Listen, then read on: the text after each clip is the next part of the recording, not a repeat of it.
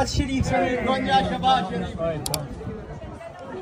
गली गली में चोर है, हिना परवेज भट्ट चोर है। नाज़रीन किराम, ये हिना परवेज भट्ट है जो कि नून लीग से इनका ताल्लुक़ है।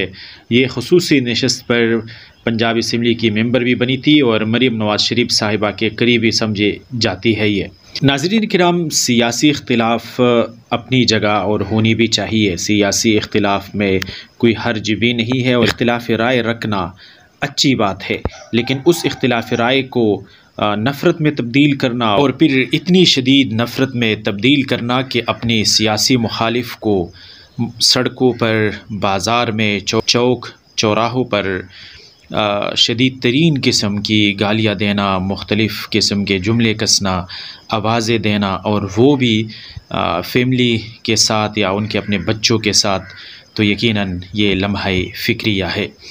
नाज़रीन किराम, यही कुछ हिना परवेज भट्ट के साथ लंदन के सड़कों पर, बाज़ार, चौक चौराहों में हुआ कि उनको अपने नौजवान बेटे के सामने गालियाँ दी गई और मुख्तलिफ़ जुमले कसे गए। नाज़रीन किराम, किसी नौजवान बेटे के सामने उसकी माँ को गाली देना ये बहुत यकीनन बहुत मुश्किल काम है। इसको ज़ब्त करना, कंट्रोल करना।